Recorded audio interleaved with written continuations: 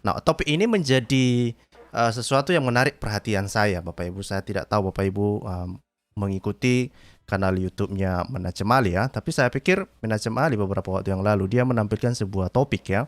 Topik yang mereka ajukan itu adalah sebuah topik yang menarik dalam pandangan saya. Ini saya akan tunjukkan videonya. Mana ini? Oke. Ya, ini adalah video mereka beberapa waktu yang lalu. Itu mereka membahas tentang Nuh ya. Nuh dalam kitab suci ya. Kitab suci Weda, kemudian Bible dan Quran, dan kemudian Menacem Ali di sini dia menggunakan gelar sebagai dosen ya di sini, dan dia bahkan sekarang sudah menggunakan afiliasinya ya di dalam materi yang dia sampaikan ini. Dia sebagai dosen di Fakultas Ilmu Budaya Universitas Airlangga. Ya, saya pikir ini adalah hal-hal yang sangat baik ya, ketika seseorang menyampaikan materi ini memang perlu. Ya, saya belum tertarik untuk menyampaikan afiliasi saya ya, karena untuk menghindari satu dan lain hal kan gitu. Tapi saya hargai Menacem Ali dalam hal ini. Nah, menariknya adalah karena materi ini dia mencoba untuk melakukan kajian perbandingan keyakinan ya, antara Kristen, Islam dan Hindu ya, yang ada hubungannya dengan kitab Weda ya, dan khusus kepada Nuh. Nah, memang kita harus mengertilah bahwa di dalam Islam ini mereka menganggap Nuh ini adalah seorang nabi ya. Mereka menganggap Nuh ini adalah seorang nabi. Nah, orang Kristen tidak berpandangan demikian ya. Kemudian juga di dalam kitab Weda juga sebetulnya di dalam kitab Weda ini tidak disebutkan Nuh ya, tetapi nanti kita akan pelajari bagaimana nanti Menacem Ali mencoba untuk mencocok logikan sosok Nuh ini di dalam kitab Weda. Nah, ini saya berharap sekali Bapak Ibu nanti mencoba untuk memahami poin-poin yang akan saya sampaikan supaya kita tidak lost on the track ya, gitu ya. Ini ada komentar dari Pak Tongseng, Nuh yang manggil anaknya pakai handphone kah? Kalau menurut Pak Lidara dari video yang diperdengarkan oleh Pak Lidara sih, ada Muslim mengatakan bahwa anaknya Nuh itu menggunakan alat komunikasi ya, mereknya Nokia katanya. Nah, tapi ya suka-suka mereka lah ya kan. Nah, kita nggak ke sana ya. Kalau untuk membicarakan hal-hal yang konyol seperti itu sih mungkin lain kali, dan saya pikir itu menarik ya, karena memang Muslim sendiri yang mengatakan demikian ya. Anaknya Nuh berkomunikasi sama Nuh itu, teriak-teriak dia ketika air bah itu datang menggunakan alat telekomunikasi canggih katanya. Oke lah, tapi nggak usah kita membahas itu. Oke.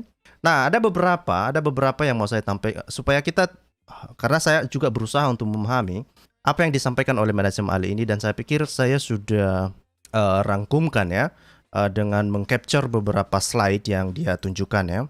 Saya sudah mengcapture beberapa slide yang dia tunjukkan. Saya akan tunjukkan kepada Bapak Ibu ya.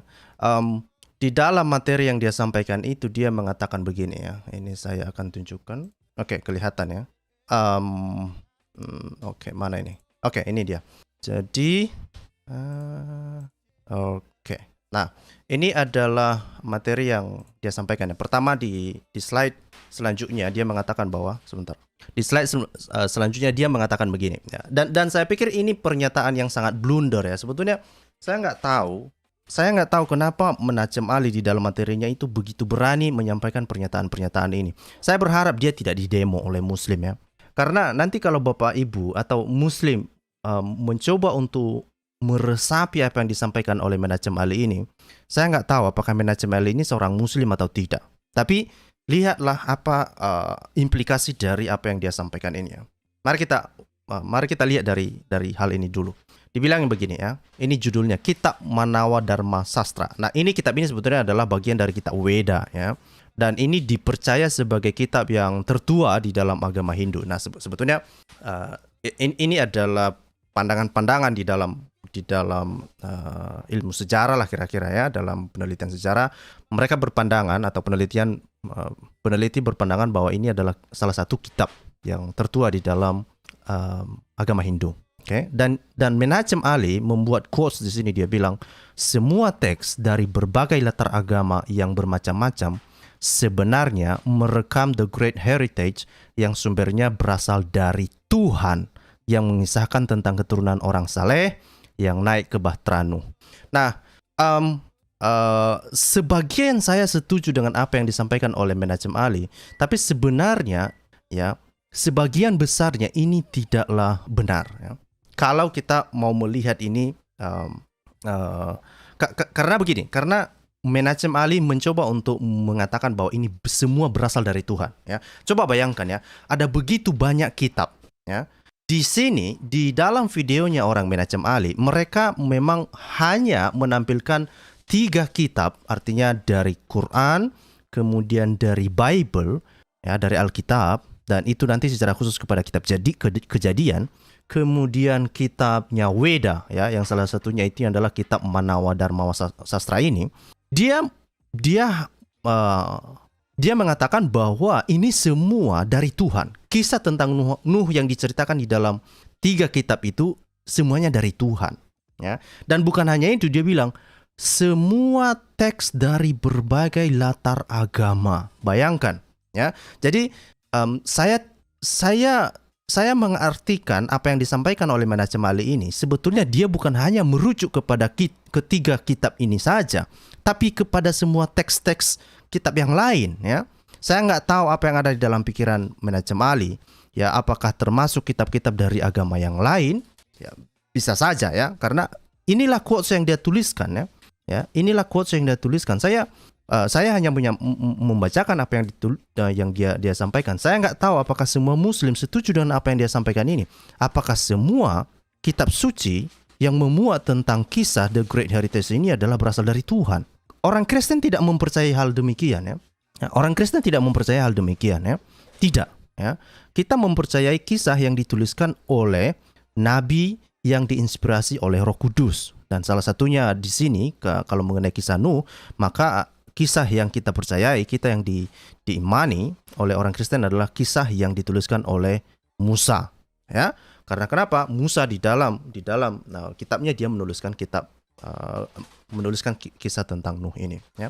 Selanjutnya dia mengatakan bahwa itulah sebabnya kita berkata Anahnu bnei Avad, ya. Kita berasal dari bapa yang satu, yakni Nuh atau Manu, ya. Nah, ini perhatikan di sini, ya.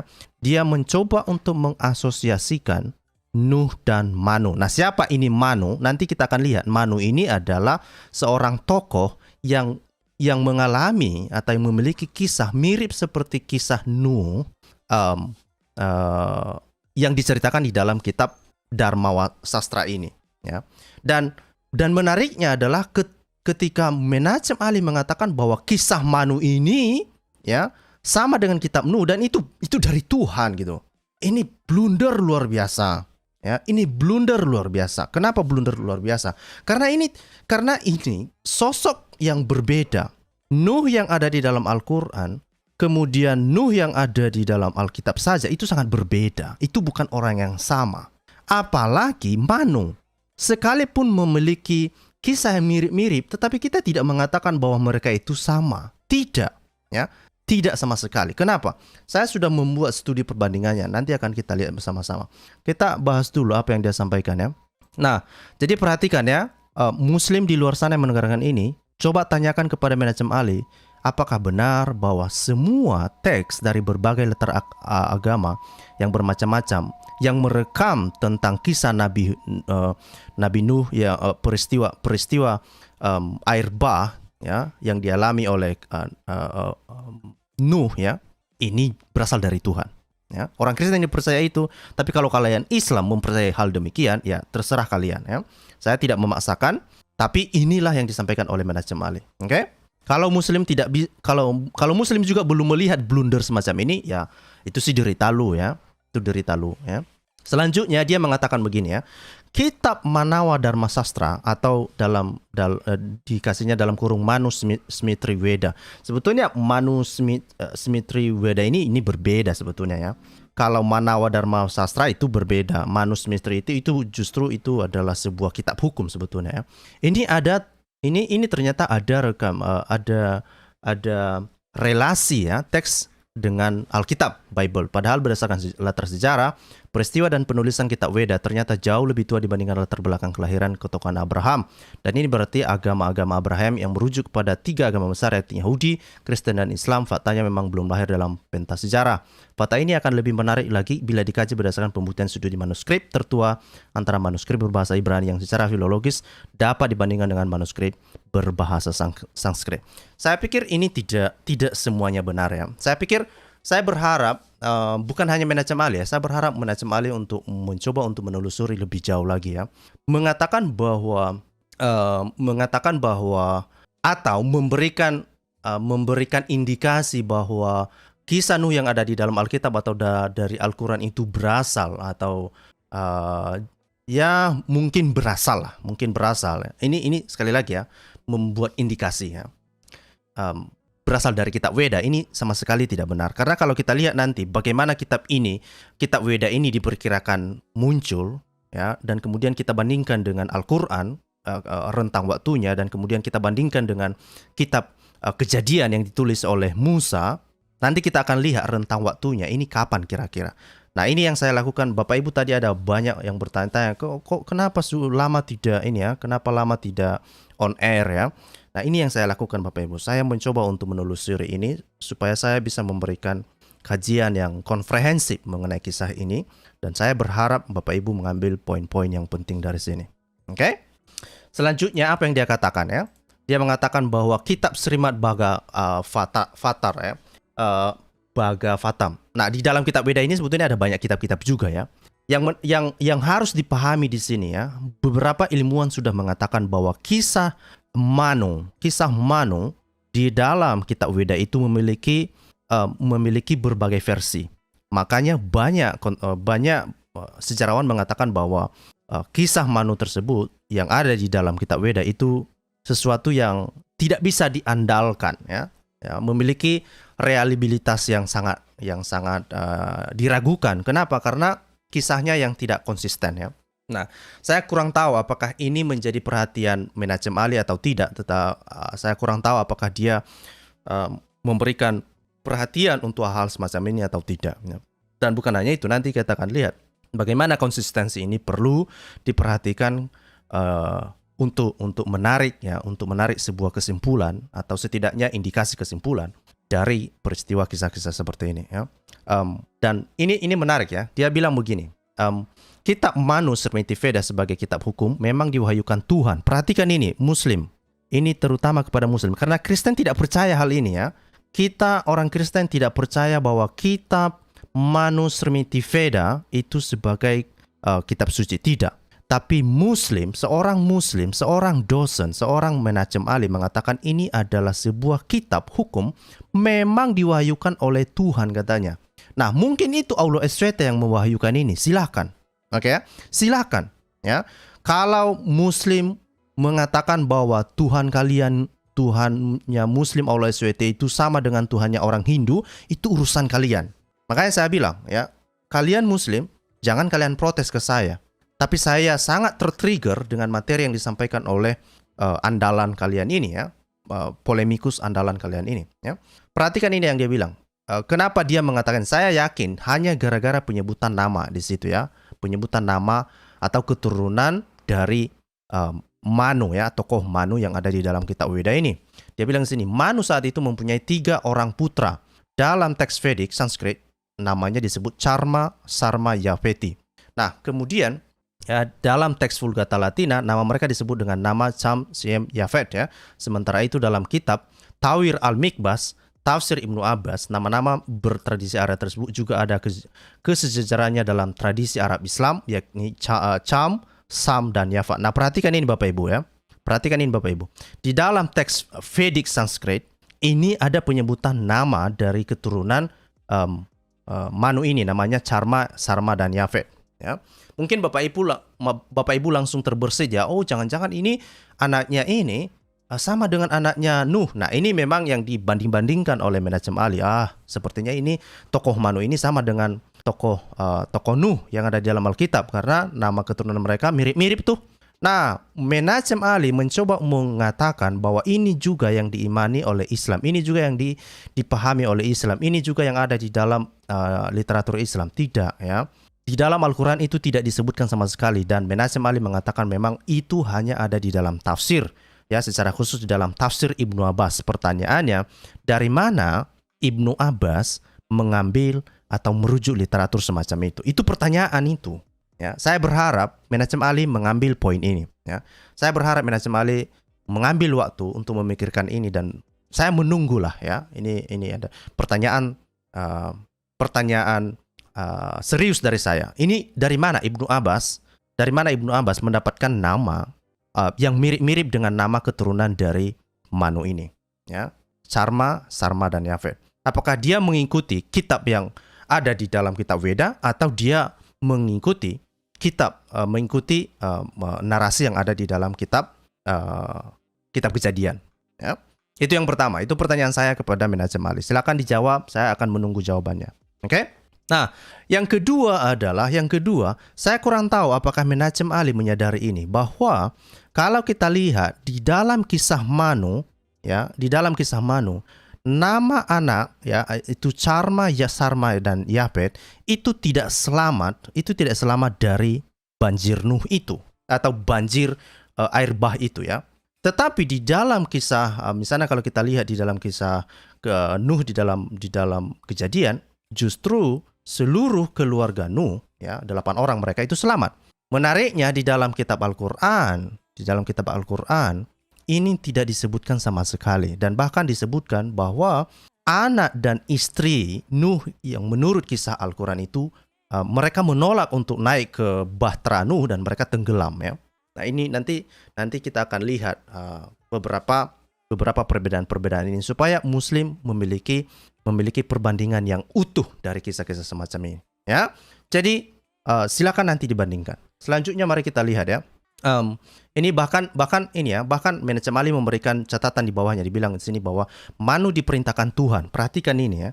Manu diperintahkan Tuhan. Saya kurang tahu kenapa Menachem Ali mengatakan bahwa Manu itu yang memerintahkannya itu adalah Tuhan, ya.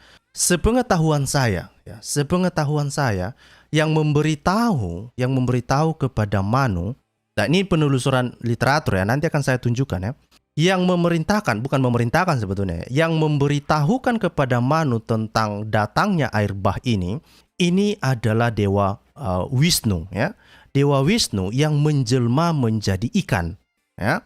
Nah, saya kurang tahu bagaimana ini menjadi Tuhannya orang Muslim. Saya nggak tahu, ya. Karena Menachem Ali mengatakan bahwa Manu itu diperintahkan oleh Tuhan. Gitu loh. Saya sebagai orang Kristen tidak pernah menganggap bahwa yang memberitahukan kepada Manu itu adalah seorang Tuhan. Tidak, ya. Tidak. Oke? Silahkan, ya.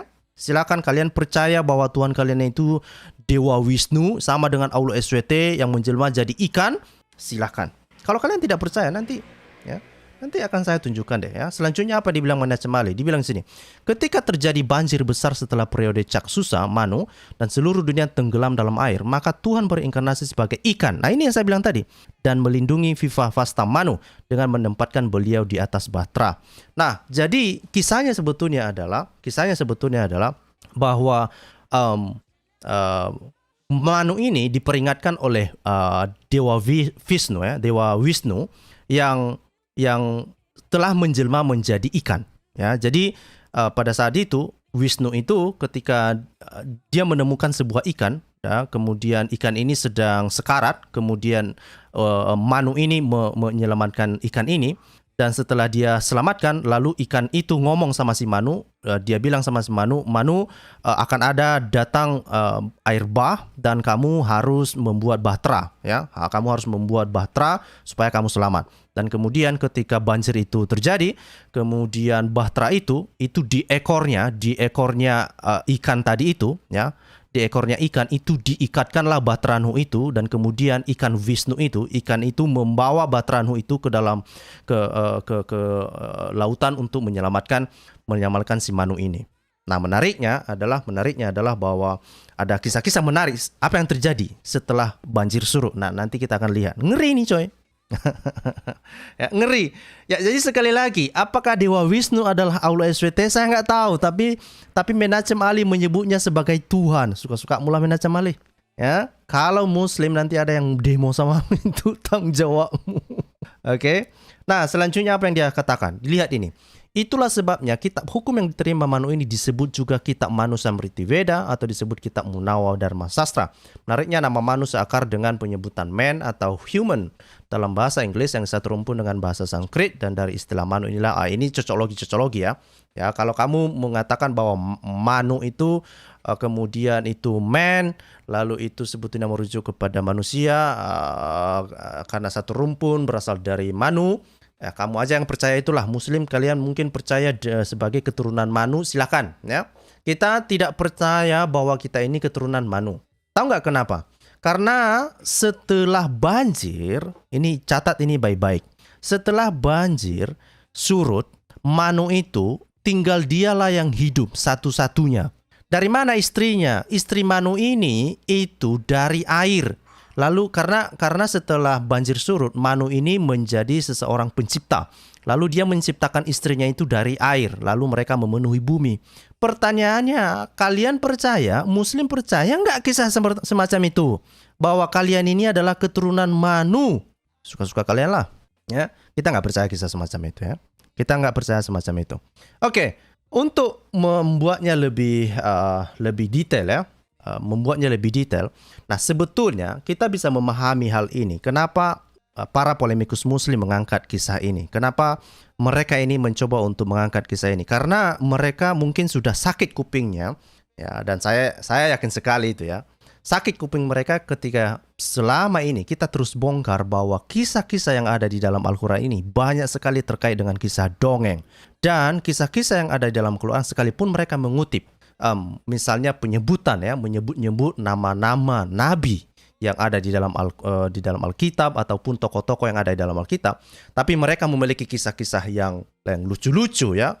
Ya, itu lain ceritanya ya, itu tidak ada nyambungnya dengan apa yang dikisahkan di dalam kitab Ibrani. Nah, dan ketika itu kita bongkar, sakit kuping mereka, coy. Ya, dan mereka tidak punya pembelaan apa-apa.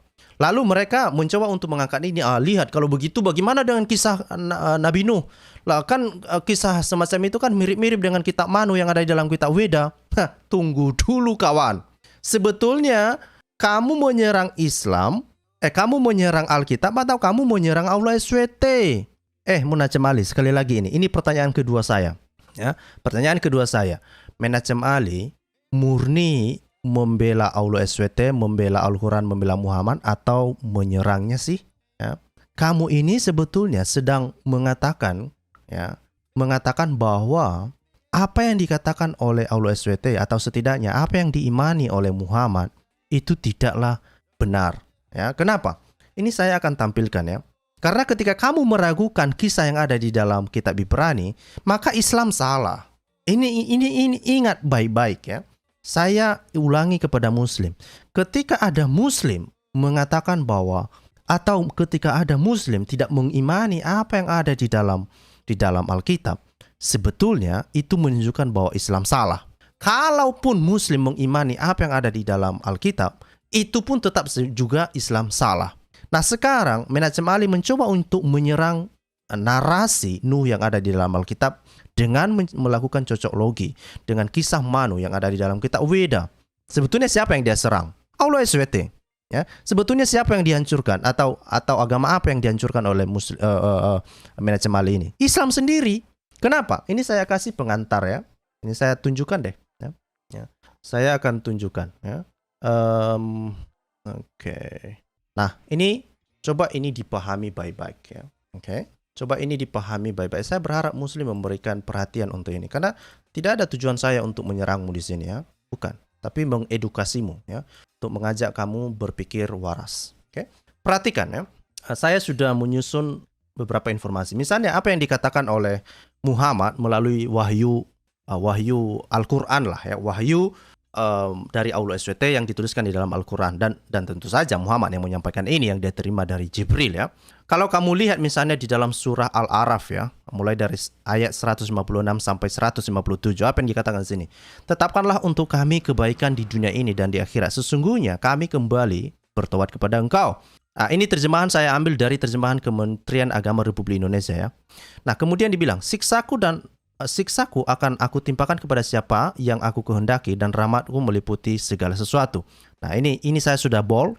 Aku akan tetapkan rahmatku bagi orang yang bertakwa dan menunaikan zakat, serta bagi orang-orang beriman pada ayat-ayat kami. Nah, ini ayat-ayat kami ini yang mana ya yang dimaksud oleh Allah SWT, dan di sini dia menjelaskan ya di mana saja ayat-ayat yang mana saja, yaitu orang-orang yang mengikuti Rasul, katanya Muhammad, Nabi yang umum tidak pandai tulis, yang namanya mereka tertulis di dalam kitab Taurat dan Injil yang ada pada mereka. Nah, pertama bahwa setidaknya Muhammad dia percaya bahwa kitab Taurat yang sebelumnya itu benar, kemudian kitab Injil yang ada sebelumnya itu benar, karena dia bilang dia percaya bahwa ada namanya di dalamnya. Ya kan? Sekalipun di kemudian hari kita cari-cari nggak ada juga buktinya kan gitu kan? Itu hanya omong kosong doang. Tapi setidaknya poin saya yang mau saya sampaikan di sini bahwa Muhammad percaya dia dengan kitab yang ada sebelumnya ya, salah satunya kitab Taurat dan kemudian kitab Injil. Selanjutnya apa? Kalau kita lihat misalnya di dalam surah An-Najm ya 53-56, apa yang dikatakan di sini? Apakah belum diberitakan kepadanya apa yang ada di dalam lembaran-lembaran kitab suci yang diturunkan kepada Musa? Nah, siapa yang menurunkan kitab Musa? Aulus SWT. Ya, kalau kita baca di dalam surah An-Najm ini dari ayat-ayat sebelumnya, dan kita sudah tahu bahwa lembaran-lembaran yang diturunkan kepada Musa itu katanya, atau kita bilanglah kitab Musa, itu adalah dari Aulus SWT. Ya kan?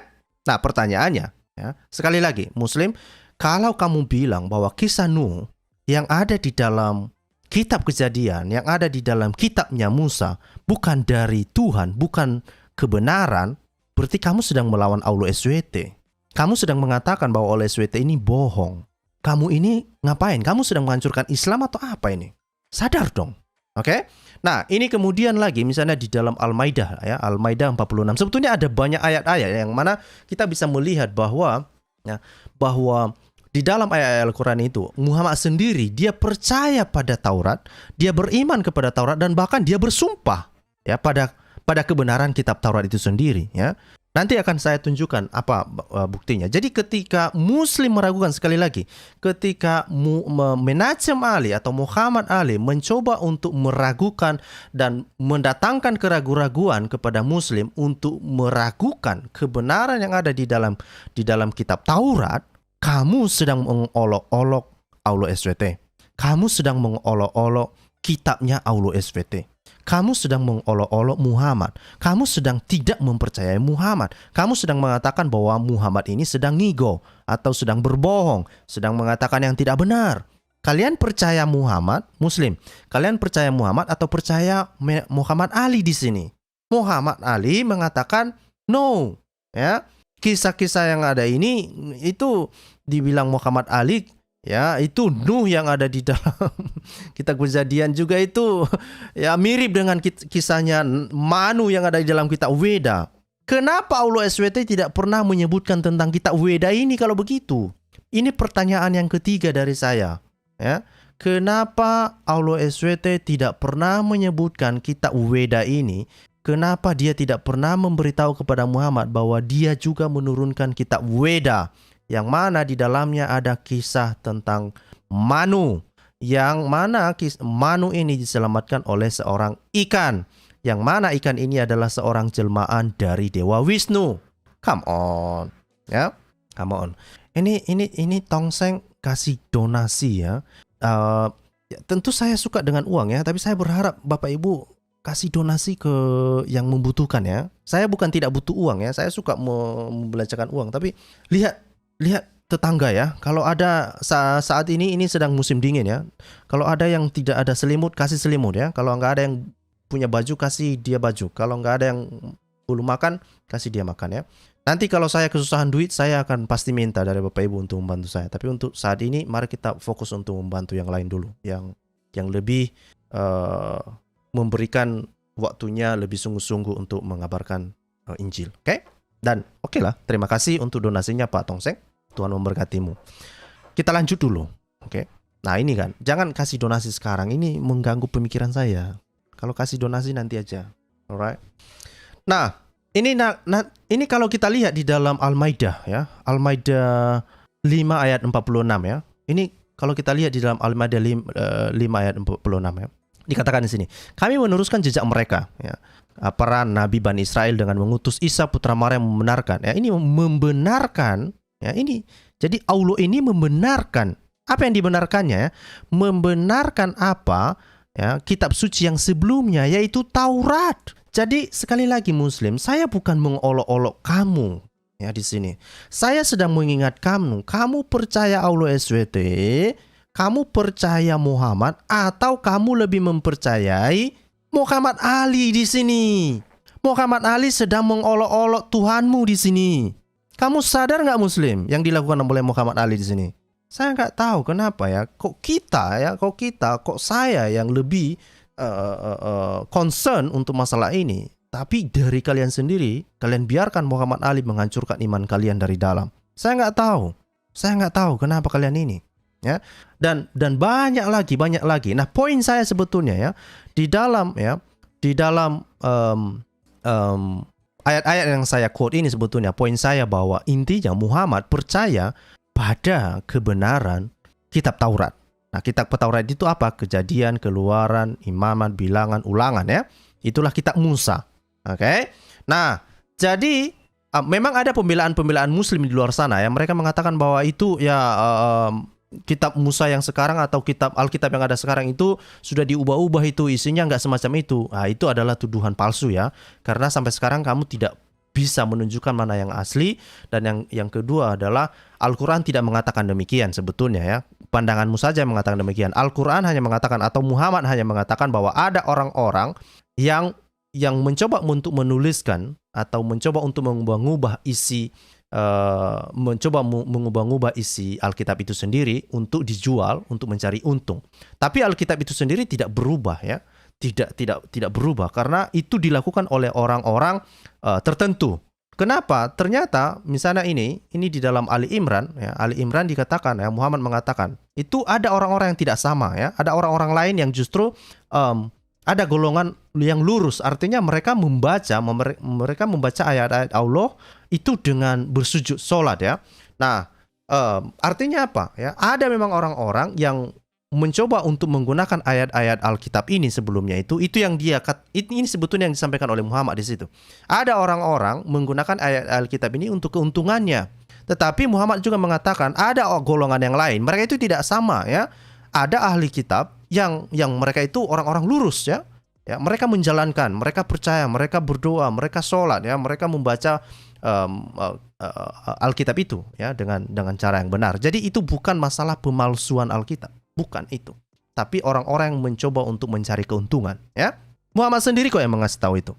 Dan kalau kamu tidak percaya, ini saya akan, dan Bapak Ibu nanti bisa melihat ini, kamu bisa ngambil screenshot. Nah, itu yang dibilang manajemen kain nama ya. Screenshot, foto-foto katanya. Oke, silakan kau ambil screenshot yang saya tampilkan di sini, oke.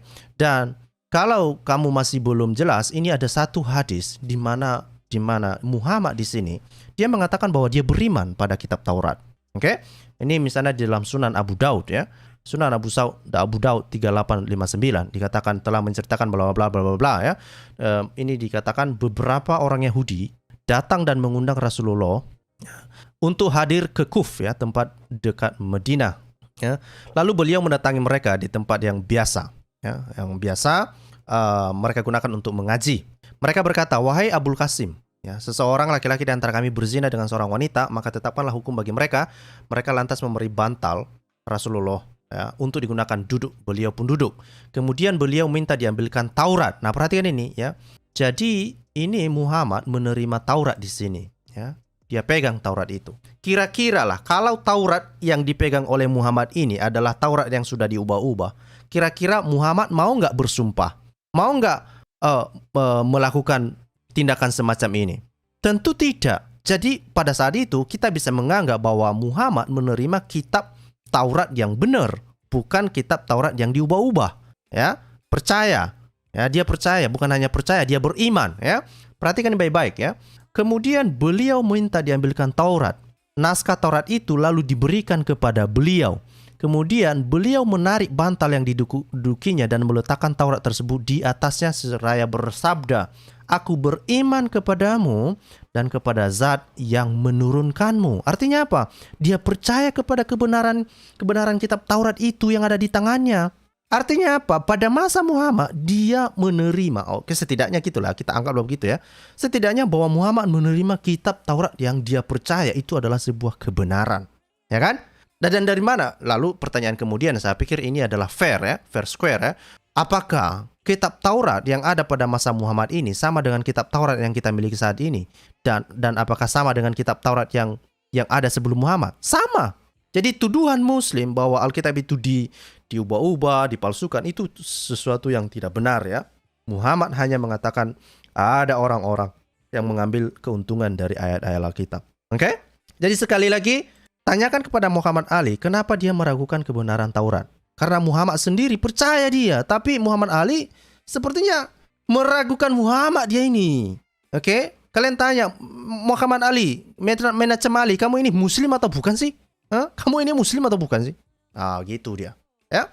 Nah, terus ini setelah kita melihat ini Bapak Ibu, mari kita lihat. Saya mau mengajak Bapak Ibu ya, terlepas dari semuanya ini dan perhatikan baik-baik bahwa Menachem Ali menaruh jerat bagi lehernya sendiri ya, dengan apa yang bisa kita lihat, baik itu dari ayat-ayat Al-Qur'annya ya, ketika dia meragukan kisah yang ada di dalam kitab Taurat yang ditulis oleh Musa. Itulah kenapa hari ini Bapak Ibu saya mau mengajak Bapak Ibu untuk melihat secara bersama-sama. Saya kasih judul ini sebetulnya ya, dan ini adalah topik kita yang paling utama malam ini ya. Ini adalah, oke, saya kasih warna dulu ya. Inilah topik kita malam ini Bapak Ibu ya. Ya, tentang apa?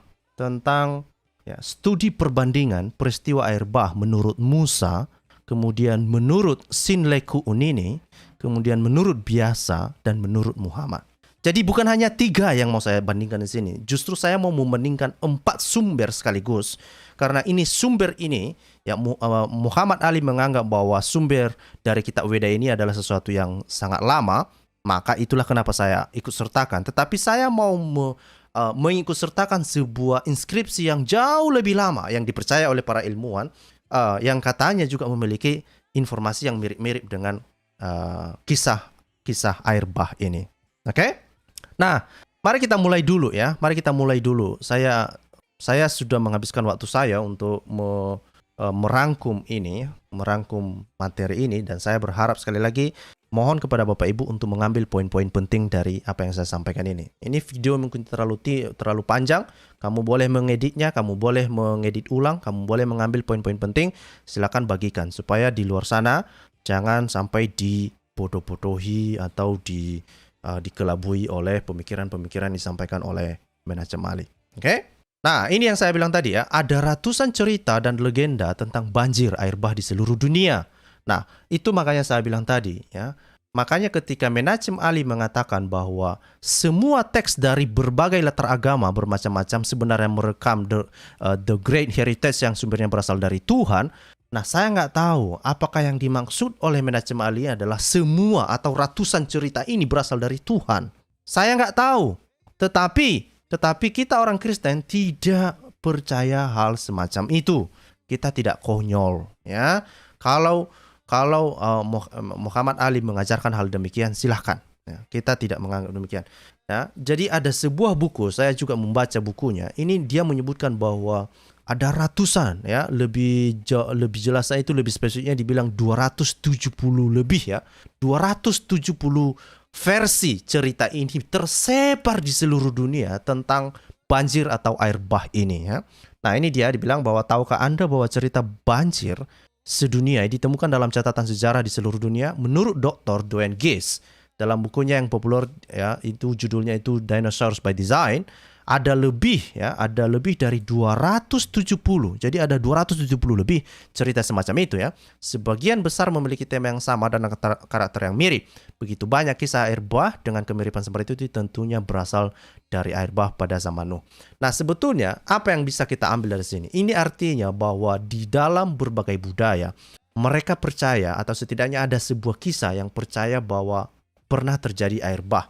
Tapi versi mana yang bisa dipercaya? Harusnya ini menjadi fokus kajian. Saya berharap Muslim belajar dalam hal ini. Ya, saya fokus ke situ. Kisah yang mana yang layak dipercaya?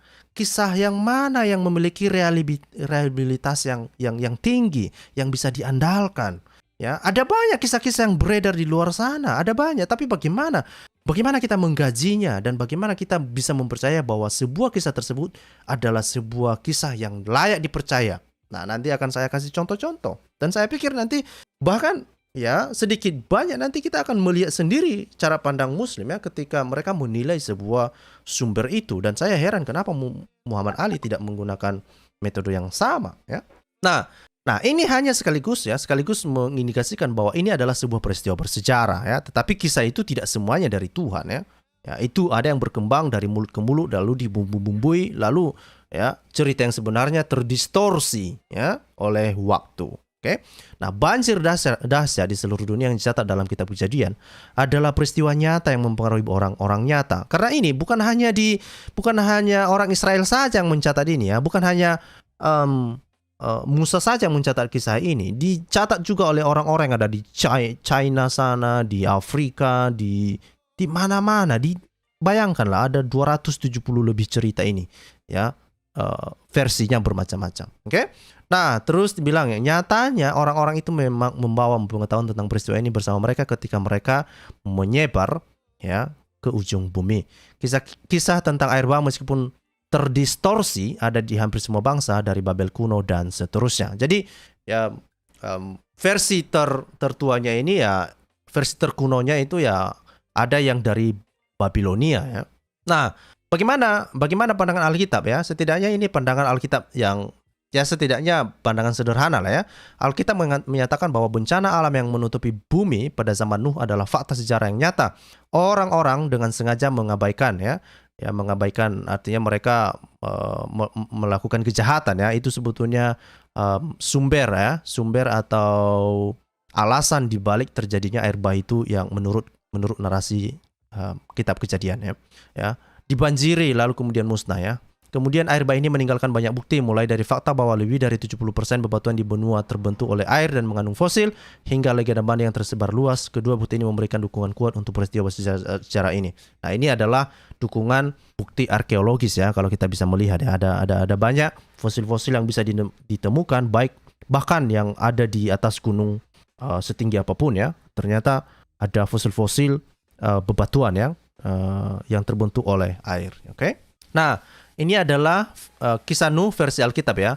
Jika hanya 8 orang keluarga Nuh yang diselamat dari air bah, kita akan berharap ada bukti sejarah tentang air bah di seluruh dunia. Jika Anda memikirkannya, buktinya adalah catatan sejarah di negara-negara di dunia. Dan inilah yang kita miliki. Seperti yang ditunjukkan oleh bagian di bawah, kisah-kisah tentang air bah meskipun mungkin terdistorsi, ada di hampir semua bangsa, dari Babel kuno dan seterusnya. Bukti ini tidak boleh diabaikan begitu saja. Jika tidak pernah ada air bah di seluruh dunia, lalu mengapa ada begitu banyak cerita tentangnya? Ya, dan ini adalah sebuah turun-temurun sebetulnya ya. Nah, ini saya kasih contoh-contoh, misalnya kisah-kisah ini ada diceritakan di dalam cerita orang-orang yang diceritakan oleh orang-orang Hawaii ya. Memiliki juga kisah yang mirip ya. Tetapi namanya adalah Nu'u ya, bukan Nuh ya, tapi Nu'u. Kemudian juga dari Tiongkok ya, dari tanah Cina ya, itu namanya Fuhi ya, namanya Fuhi. Jadi bukan Nuh tapi Fuhi. Nah, pertanyaannya apakah ini Fuhi ini juga menerima atau diperintahkan untuk membuat bahtera ini oleh Tuhannya, itu adalah Allah SWT ya, yang disamakan oleh Menachem Ali, saya nggak tahu. Tapi kisahnya dibilang bahwa Fuhi ini istrinya 3 putra dan 3 putri ya, ini dikatakan ya lolos dari banjir besar dan merupakan satu-satunya orang hidup di bumi ya. Setelah banjir besar mereka mengisi kembali di dunia ya. Kemudian juga ada kisah-kisah yang lain. Ada banyak lah, ada banyak kisah-kisah ini. Dan ini yang dicatat di dalam bukunya Dr. Duane Giss ya. Duane Giss ini dia menuliskan di dalam buku yang berjudul Dinosaurs by Design ya. Dan inilah adalah salah satu contoh ya. Ini saya perkecil supaya bisa kelihatan sama Bapak Ibu. Ini dia ya. Jadi inilah salah satu contoh-contoh. Ini adalah yang sebelah kiri ini Bapak Ibu. Ini adalah aspek-aspek yang ada di dalam Kejadian ya, di dalam kitab Kejadian yang ditulis oleh Musa ya. Misalnya bahwa manusia itu melakukan kejahatan, kemudian kerusakan ya, musibah ya, atau air bah itu berasal dari Tuhan ya. Kemudian ada keluarga yang terpilih ya, kemudian ada pembangunan Batra, kemudian datangnya air banjir ya, kemudian ada manusia yang selamat, kemudian ada binatang yang selamat, kemudian ada kehancuran yang skalanya global, kemudian itu batranya itu mendarat ya, mendarat lah kita bilang, berlabuh lah ya, berlabuh di atas gunung, kemudian untuk mengkonfirmasi redanya banjir itu lalu dikirim burung ya. Kemudian bagaimana apa yang dilakukan oleh orang-orang yang selamat itu setelah banjir surut ya, dan kemudian bagaimana orang-orang itu selamat dan apa yang mereka lakukan selanjutnya. Nah, warna hijau muda ini itu menunjukkan adalah komponen-komponen yang memiliki kemiripan di dalam kisah-kisah di dalam berbagai negara. Misalnya ambillah bagian sebelah kiri ya, sebagian kiri atas ini yang ada yang saya punya kursor ini. Itu adalah memiliki ya kisah yang mirip ya, atau elemen ini ada juga di dalam kisah Asirio Babilonia ya. Ini di dalam seri ya, atau di dalam versi Assyria Babilonia ini ada dua versi ya. Kemudian ada versi Persia, Syria, Asia Minor, kemudian Greece ya, Yunani ya, kemudian Mesir, Italia, Lituania, Rusia, China, India, ya, Kanada, ya, US, ya, kemudian Meksiko, kemudian Peru, lewat Fiji Island, Hawaii, dan macam-macam. Ini adalah kisah-kisah yang memiliki tematik yang mirip ya dari kisah-kisah apa yang disampaikan di dalam kisah Nuh di dalam narasi Alkitab ya. Jadi sekali lagi, kisah ini banyak sekali. Pertanyaannya, Muhammad Ali sekali lagi, apakah semua kisah ini diwahyukan oleh Tuhan mereka di dalam kisah-kisah versi Persia, Syria, Greece, Italia semua? Silakan. Kalau Muslim meyakini demikian, silakan ya. Kita orang Kristen tidak meyakini hal yang demikian ya. Selanjutnya bagaimana? Ya. Maka kita sampailah ke inti ya, apa yang mau kita bahas hari ini. Oke? Nah, ini adalah studi perbandingan peristiwa air bah menurut Musa. Nah, Musa ini tentu saya mengambil sumbernya itu ada di dalam kitab Kejadian ya, Genesis ya. Kemudian biasa ini adalah di dalam kitab Weda, karena biasa ini dipercaya sebagai seseorang yang mengkanon atau mengumpulkan kisah-kisah, menyatukan kitab Weda itu ya, dan memuat kisah tentang kisah Manu ya di dalam kitab di dalam agama Hindu. Kemudian yang Muhammad ini adalah versi Muhammad ini tentu ada di dalam Al-Quran. Kemudian ada satu versi lain yang mau saya bandingkan, itu adalah versi Sinleki Unini ya. Sinleki Unini ini adalah dipercaya sebagai seseorang yang menuliskan ya, atau setidaknya mengkomposisikan apa yang ada di dalam Epic of Gilgamesh ya, atau banyak orang menyebutnya itu Gilgamesh atau Epic ya, dan kita menyebutnya Epic of Gilgamesh ya.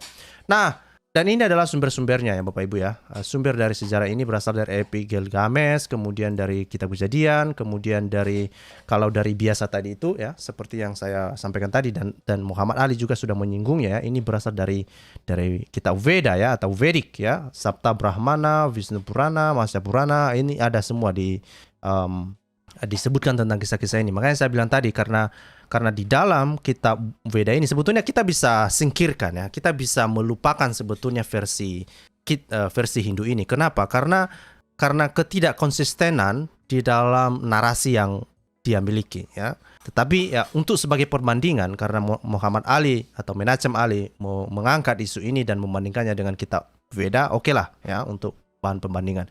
Lalu kita akan membandingkannya dengan kisah yang dimuat di dalam Al-Quran juga ya. Dan kalau kita lihat masa penulisannya, ya masa penulisannya ini yang Epic of Gilgamesh ini dipercaya ini adalah sekitar 2 milenium ya sebelum Masehi ya. Ini 2000 BCE ya. Nah, sementara misalnya kitab Musa ya. Kitab Musa itu dipercaya itu dituliskan pada abad ke-15 ya. Mulai dari abad ke-13 sampai ke abad ke-15 lah. Ini yang dituliskan. Nah, ada memang yang mengatakan bahwa ini sepertinya ditulis sekitar abad ke-14 sebelum Masehi ya. Tetapi kita ngambil rentang terpanjang lah. Kita menyebutnya dari abad ke-13 sampai dari abad ke-15 sampai abad ke-13 sebelum Masehi ya. Bagaimana dengan kitab Veda sendiri ya, atau kitab yang memuat tentang kisah Manu ini di dalam kitab Veda ya. Ini anggaplah ini memiliki ya rentang atau memiliki rentang waktu yang berdekatan dengan penulisan kitab Kejadian ya. Meskipun ini masih diragukan ya apakah memang benar ini bisa ditemukan semacam itu. Tapi anggaplah ini. Nah, tetapi kita tidak bisa mengatakan, tidak seperti yang disampaikan oleh Menachem Ali, bahwa narasi yang ada di dalam kitab Kejadian tentang Nabi Nuh ini yang mengalami peristiwa air bah itu terindikasi berasal dari kitab Veda. Tidak demikian ya. Tidak demikian ya. Lihat rentang waktunya ya. Dan bagaimana dengan Muhammad ya? Bagaimana dengan Muhammad sendiri? Dari mana Muhammad mendapatkan versinya? Kenapa saya bilang begitu ya?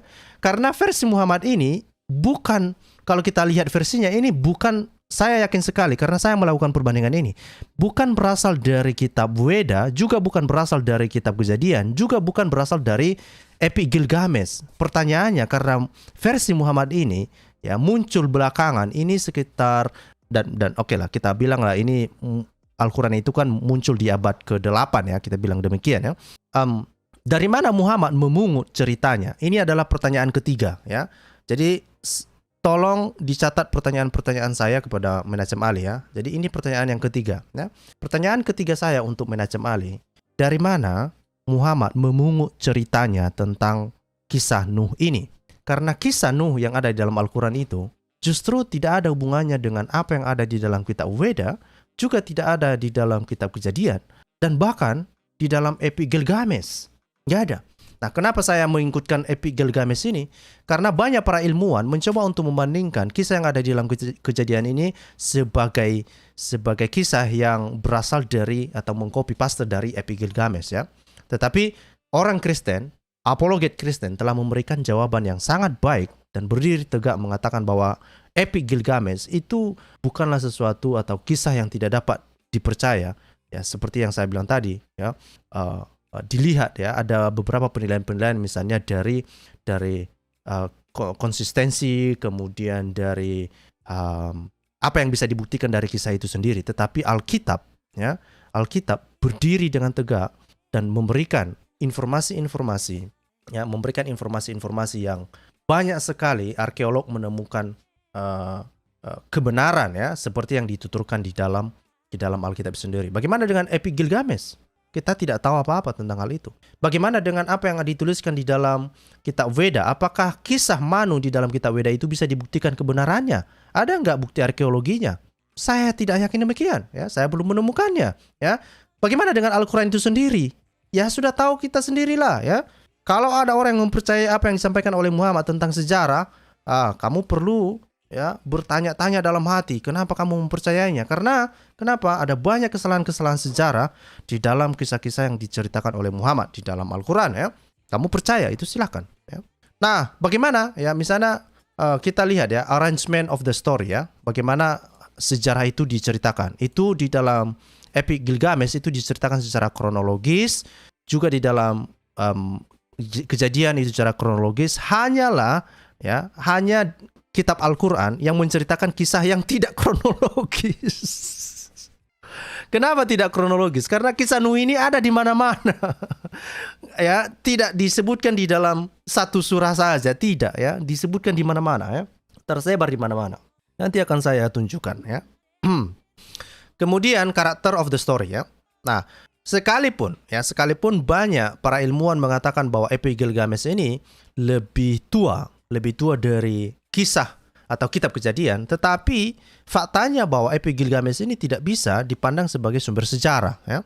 Nggak bisa. Tapi bagaimana dengan Kejadian itu sendiri? Banyak arkeologis ya mencoba untuk menemukan hal-hal yang disebutkan di dalam Kejadian misalnya itu, dan mereka bisa menemukan hal demikian. Itu artinya apa yang disampaikan di dalam kitab Musa ya bisa dibuktikan. Ya, bisa dibuktikan baik secara arkeologis. Pertanyaannya, bagaimana dengan Muhammad? Bagaimana dengan kitab Veda? Ya, bagaimana dengan kisah Manu tadi itu? Bisa nggak dibuktikan itu? Bisa nggak? Ada nggak bukti arkeologisnya yang disebutkan di dalam Al-Quran oleh Muhammad atau yang disebutkan oleh Manu di dalam kitabnya? Ya, silakan kerjakan dong. Kerjakan bagianmu. Ya, saya sudah mengerjakan bagian saya di sini dan saya menghabiskan waktu saya untuk menelusuri ini. Ya, dan saya tidak menemukannya. Ya, nah bagaimana dengan magnitudenya atau cakupan lah, besaran dari air bah itu sendiri ya. Dikatakan bahwa di dalam Epic of Gilgamesh ini memang itu terjadi secara global ya. Semuanya global kecuali di dalam Al-Quran. Kenapa? Di dalam Al-Quran tidak disebutkan apakah air bah ini secara global atau bukan. Nggak jelas ya. Kronologisnya aja nggak jelas ya, apalagi kejadiannya. Di dalam Al-Quran tidak disebutkan apapun apakah ini banjir lokal atau bukan. Tidak disebutkan sama sekali. Di tafsir-tafsir kemudian, juga di dalam hadis-hadis ya, ada beberapa para ulama mengatakan ini hanya banjir lokal. Nah, karena serangan ya, ada beberapa serangan para ilmuwan terutama para ilmuwan liberal pada abad ke-19, mereka mencoba untuk menyerang Alkitab ya, dan salah satunya adalah kisah tentang Nabi Nuh ini. Lalu ya belajar dari situ, sepertinya Muslim tidak mau mempercayai kisah demikian sebagai sebuah kejadian global. Lalu mereka mengatakan oh itu hanya kejadian lokal. Bapak Ibu bisa mencari itu di internet ya. Misalnya kamu cari misalnya peristiwa air bah versi Islam atau peristiwa air bah versi Al-Quran, dan kamu bisa melihat bagaimana para polemikus Islam mencoba untuk membela diri mengatakan bahwa itu hanyalah kejadian lokal saja. Oke? Itu hanya kejadian lokal saja. Jadi mereka tidak percaya ya, Islam tidak percaya tentang kisah yang dituliskan di dalam kitab Kejadian. Itu artinya mereka menceritakan kisah yang berbeda. Jadi mereka tidak percaya kepada Muhammad. Termasuk Muhammad Ali, mereka tidak percaya kepada Muhammad ya.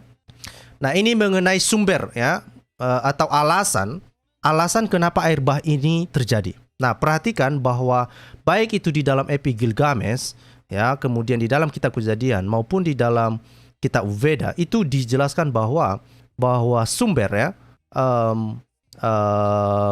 sumber air bah itu atau penyebab air bah itu karena dosa ya, karena dosa manusia. Itu menurut Epic Gilgamesh. Tapi kalau menurut kitab Kejadian itu karena kejahatan ya, karena kejahatan manusia ya. Nah, kalau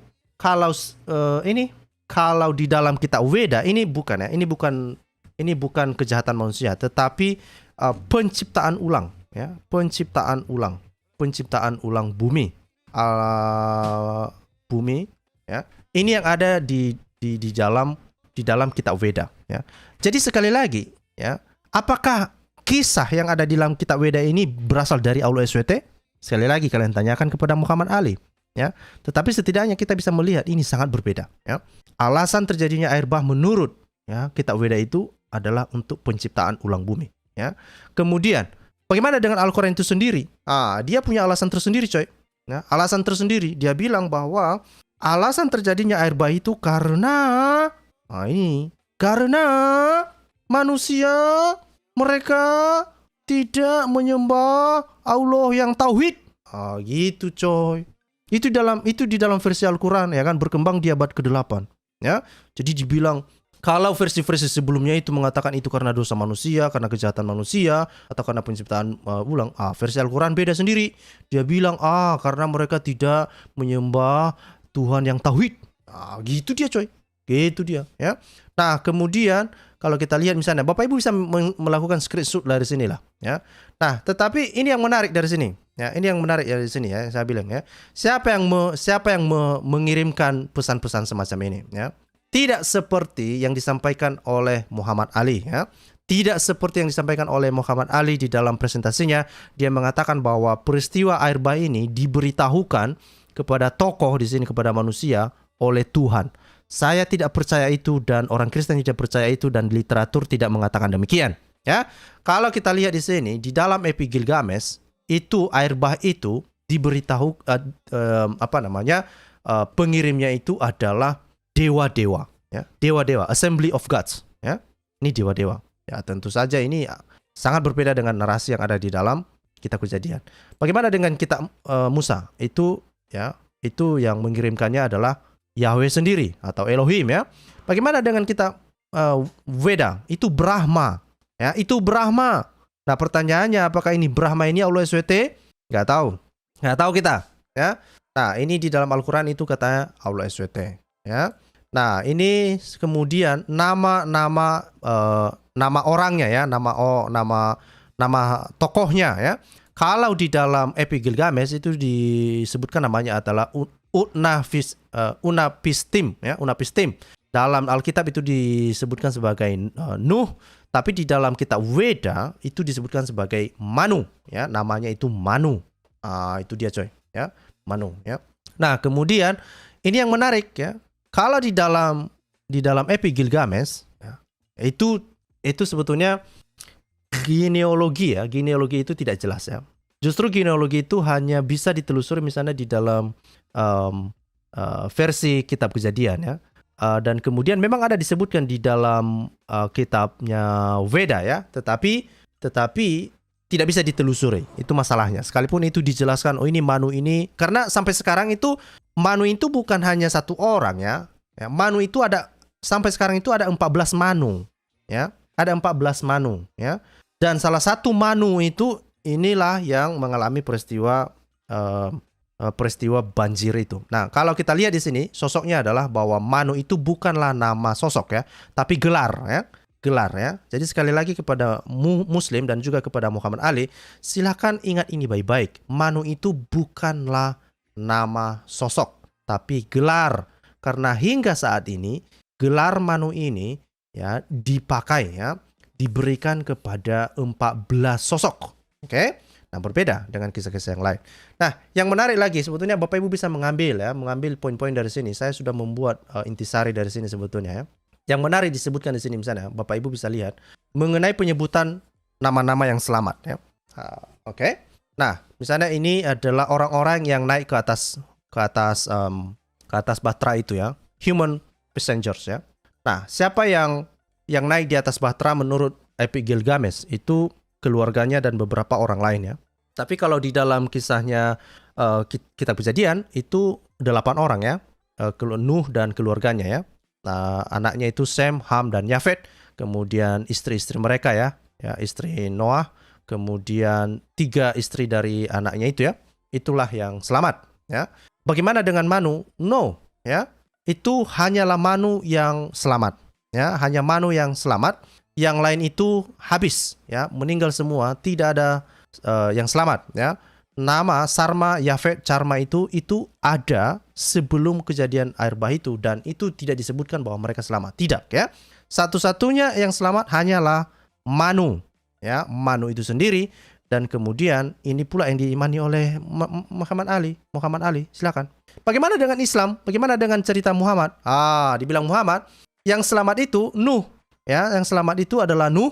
Kemudian anak ya, ada salah satu anak ya, anak dan istri Nuh itu mereka menolak naik di atas bahtera dan kemudian tenggelam dalam air bah. Sekalipun sebetulnya kalau kita baca di dalam kisah Al-Quran ya, itu Nuh memanggil-manggil anaknya. Ini bayangkan Bapak Ibu, ada banjir besar, kemudian ini juga ada hujan, lalu ini udah banjir besar, kemudian Nuhnya ada di dalam bahtera, lalu dia manggil-manggil anaknya coy, untuk bisa naik ke atas bahtera. Tapi anaknya nggak naik ya, istrinya juga nggak naik ya, mereka menolak, jadi mereka tidak selamat. Makanya saya bilang, sekalipun nama Nuh, sekalipun nama Nuh disebutkan di dalam Al-Quran, apakah itu Nuh yang disebutkan di dalam Alkitab? Bukan. Ya, ini sosok yang berbeda. Makanya itulah pertanyaan yang saya ajukan tadi kepada Muhammad Ali. Sebetulnya ya, Muhammad memungut cerita dari mana kisah Nuh yang ada di dalam Al-Quran ini? Ya, tadi sudah saya sebutkan dari awal bahwa kisah tentang air bah ini ada 270 lebih versi tersebar di seluruh dunia. Pertanyaannya, versi yang mana yang diadopsi oleh Muhammad? Versi mana yang diadopsi oleh Muhammad? Terlepas dari apa yang dikatakan oleh Muhammad bahwa dia percaya kepada kitab Taurat, tapi sekalipun dia percaya kepada kitab Taurat, tetapi dia tidak percaya dengan kisah yang ada di dalam kitab Kejadian yang ditulis oleh Musa. Justru Muhammad menceritakan kisah yang berbeda. Pertanyaannya, dari mana Muhammad mendapatkan kisah ini? Kalau Muhammad Ali mengatakan bahwa ini berasal dari Tuhan, yang diterima oleh Muhammad itu di dalam kitab Taurat itu berasal dari Tuhan, maka ini indikasinya pertama, kamu harus menerima kenyataan bahwa Tuhanmu, Allah SWT, bukanlah Tuhannya Musa. Sekali lagi, kalau Muhammad Ali mengatakan bahwa kisah yang diterima oleh Muhammad di dalam Al-Quran itu tentang kisah Nuh ini berasal dari Tuhan, berasal dari Allah SWT, maka bisa dipastikan bahwa Allah SWT bukanlah Tuhan yang diimani, yang disembah oleh Musa. Maka kamu menceritakan kamu menyembah Tuhan yang berbeda. Yang kedua, kalau kamu mengatakan bahwa Muhammad mendapatkan kisah bukan dari Tuhan tapi dari cerita-cerita yang beredar, dan kita bisa melihat ini sudah pasti bukan dari Epi Gilgamesh, bukan juga dari kitab Weda, juga bukan dari kitab Kejadian. Kamu memungutnya dari kitab mana, Muhammad? Kamu memungutnya dari kitab mana, Muhammad? Ya. Nah, ini nasi goreng ya, Pak Nasi Goreng sudah mencari tahu rupanya ya. Misalnya dikatakan ya, ini ya. Ini was Noah flood global or local in Islam, dan ini banyak muslim mengatakan itu adalah hanya lokal ya. Ya, tetapi setidaknya masih diperdebatkan lah ya. Mereka tidak percaya dengan narasi yang ada di dalam Alkitab ya. Bukan hanya itu ya, bukan hanya ini. Ini yang paling lucu menurut saya ya. Ini yang paling lucu menurut saya. Perhatikan ini baik-baik ya. Ketika banjir mulai surut ya, apa yang dilakukan? Ini misalnya the test to find land ya. Jadi ketika banjir sudah surut, bagaimana untuk mengetahui bahwa banjir itu sudah surut? Nah, menurut versi Epi Gilgamesh itu bahwa burung itu dirilis ya, diterbangkan ya, diterbangkan. Memang ada perbedaan jenis burung yang diterbangkan, mana yang diterbangkan duluan, mana yang diterbangkan kemudian, memang di situ antara Epi Gilgamesh dan kitab Kejadian ya, narasi di dalam kitab Kejadian ya. Bagaimana dengan Manu sendiri, kitab yang ada di dalam kitab Weda? Itu tidak disebutkan sama sekali. Tidak ada informasi tentang bagaimana Manu memeriksa tentang banjir yang sudah surut itu. Tidak ya, tidak disebutkan sama sekali ya. Nah, bagaimana dengan kitab Al-Quran? Ini ya, kalau Bapak Ibu mohon jangan ketawa ya. Ini nggak ada angin, nggak ada hujan ya. Nuh turun dari Batra tanpa memeriksa dia coy. Ya. Nuh turun tanpa memeriksa situasi surutnya air bah, langsung dia turun. Ya, nggak ada. Makanya saya bilang tadi, ini Nuh yang diceritakan dalam Al-Quran itu Nuh yang lain. Ya, Nuh yang lain. Nuh versi Allah SWT ini Nuh yang lain. Ya, nggak bisa kita nggak tahu dari mana sumbernya. Ya, kita nggak tahu. Dan bahkan ini juga disebutkan misalnya di mana Batra itu berlabuh ya setelah banjir surut ya. Kalau menurut versi Epi Gilgamesh itu di atas gunung Nisir.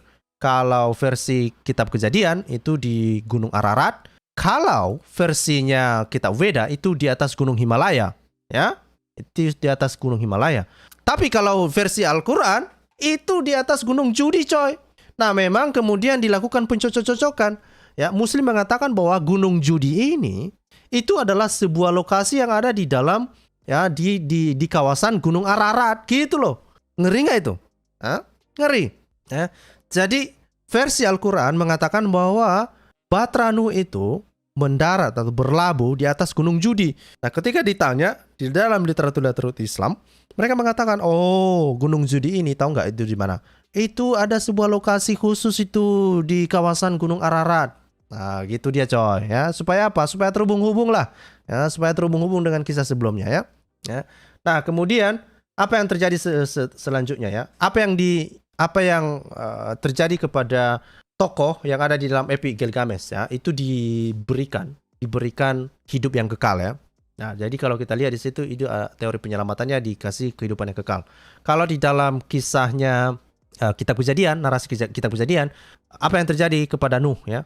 Itu mereka dibilang oleh Tuhan mengatakan sama mereka untuk berkembang biak ya, untuk memenuhi bumi. Bagaimana dengan Manu? Manu karena cuma dia yang hidup, nggak ada istrinya, udah. Nah, dia menjadi pencipta. Ya, Manu ini menciptakan istrinya dari air, coy. Istrinya dari air, ya. Manu menciptakan segalanya, ya. Dan kemudian dia menciptakan istrinya lahir dari air dan kemudian memenuhi bumi. Nah, ini, ya. Kalau Muslim percaya bahwa Manu ini adalah Nuh dari Allah SWT, silahkan. Kalau kalian keturunan Manu, silahkan, ya, silahkan. Nah, bagaimana dengan versi Nuh, ya, Nuh yang ada di dalam Al-Quran? Nggak ada disuruh apa-apa. Karena tujuan kisah di dalam Al-Quran itu hanya untuk menegaskan tentang penyembahan kepada Allah yang tauhid ya. Itu di dalam tujuan narasi Al-Quran. Berbeda dengan narasi-narasi sebelumnya, misalnya di dalam narasi Alkitab memberikan tujuan narasi itu adalah narasi penyelamatan ya. Jadi sekali lagi Bapak Ibu, saya sudah menyampaikan ini. Silakan mengambil screenshot dari sini. Ambil poin-poin yang penting. Jadi ketika ada di luar sana yang mencoba untuk mengaburkan kebenaran ini dan menyajikan informasi sepotong-sepotong, maka Anda perlu berhati-hati dengan orang semacam ini. Ini bukan hanya saya berpesan kepada orang Kristen, tapi kepada Muslim itu sendiri. Ya, itu yang saya bilang tadi. Mungkin kalian membanggakan Muhammad Ali, tetapi saya kurang tahu kenapa Muhammad Ali mencoba untuk melakukan cherry picking di sini. Ya, dia mengambil buah cherry yang suka dia saja, lalu dia membuang yang dia tidak suka. Ya. Saya sengaja untuk menyajikan hal ini sebagai bahan perbandingan Bapak Ibu. Pertanyaannya ya, saya berharap Bapak Ibu tidak lupa dari tujuan ini, kenapa saya menampilkan ini. Pertanyaannya kemudian adalah sebetulnya dari keempat kisah ini yang mana yang layak dipercaya? Kan gitu ya. Yang mana yang layak dipercaya? Nah, ada sebuah tesis PhD, makanya saya bilang tadi ada seorang apologet Kristen mencoba untuk membela kebenaran di dalam kisah yang atau narasi di dalam kitab Kejadian ini ya. Dan itu ada sebuah tesis PhD. Saya akan mencoba untuk menunjukkannya kepada Bapak Ibu. Mohon sabar sebentar. Ini oke, sebentar ya. Ini ada sebuah tesis ya.